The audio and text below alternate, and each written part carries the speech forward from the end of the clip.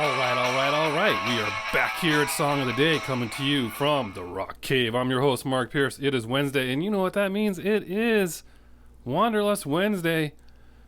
Love Wanderlust Wednesday. As I said, we've done tons of artists that are just like stuck up here that I've been able to share with you guys over the last year and a half. And as pointed out earlier this week by one of our top fans, sometimes I don't know if a band is Wanderlust Wednesday worthy, and I post them during the week, and they're like, "Well, I don't really know, I didn't know this." So I don't always know what everyone has heard before, because obviously I have a ton of music that I listened to in the '80s, and not necessarily everybody had either access or were listening to such things. So I think that was the case earlier this week on Monday, right, when we did Echo and the Bunnymen. Very much could have been a Wednesday topic. This topic's been on my list for a while, and it turns out I could have done it the other day because I was in Philly, and this band's from Philly. But again, this was always going to be a Wednesday topic, and some of you are going to know this band, but we're talking about this band again out of Philly called the Hooters. Who remembers the Hooters out there? You have to be my age to know that, but raise your hand if you remember the Hooters. The Hooters, again, out of Philly. Well, why did they call themselves the Hooters? Well, that is the name. It's a nickname of a keyboard-type harmonica called a melodica. Anyway, they named themselves and formed in 1980. It's the typical story: clubs, playing wherever they can, getting a local following in the Philly area, getting rock stations to play their music, and slowly building up a large fan base. And WMMR, famous station out of there, picking them up and playing their music. And I haven't really figured this out, but somehow they managed. It must have been because they were playing locally and they got picked, and they must have been a really good local band. But they got picked by The Who to open up for them on their farewell tour, September 25th, 1982, at JFK Stadium with The Clash and Santana. How about that? That's what got them their first album, Fletcher Agrees. That's what got them a little bit more famous. And 83, they put out their first album, Amore, which was an independent label, sold 100,000 copies. And they were also asked around that time by a friend of theirs who was producing a new artist record to help write and produce a record by an unknown artist named Cyndi Lauper, which they did. And one of them co-wrote one of her songs, and was nominated for a Grammy, Time After Time. How about that?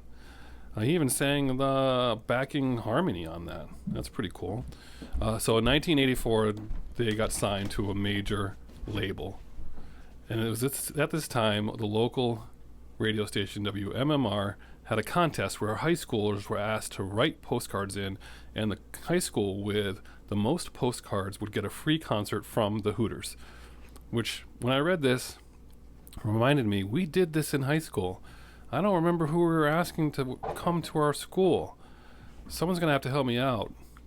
SHS, class of 86. We had a massive postcard writing campaign. We were all in the gym, and we were writing something down, and we mailed it in, and I can't remember who was going to play for us. It was probably someone like Quiet Riot or something like that. But I know you're out there. We're going to have to ask. But we did a massive postcard writing campaign to win something. I don't remember what. But guess how many postcards this radio station got in response to this contest? Just guess. I'll give you a second. All right. 26 million postcards to get the Hooters to play at their high school. This led to, afterwards in 85, to their major label debut, Nervous Night. That's where I come in. That's the record that I heard, and that many of you, if you know who they are, heard. 2 million copies of this. Multiple singles. Rolling Stone named them Best New Band of the Year. And this is really where things got going for them. They had Day by Day went to number 18. And We Danced went to number 21. Where Did the Children Go with Patti Smith went to number 38. And they ended up being the first band to play Philadelphia's version or location of Live Aid in July of 85. In 87 they put out another album, and that one went really big in Europe. It was their first success in Europe, and the song was called Satellite. That's another good one. That went to number 22 over there. Got in a little hot water because it was making fun of televangelism, and the video is kind of has characters in it that look like certain characters in that scene. Anyway, they became friends with Roger Waters around this time, who asked them to do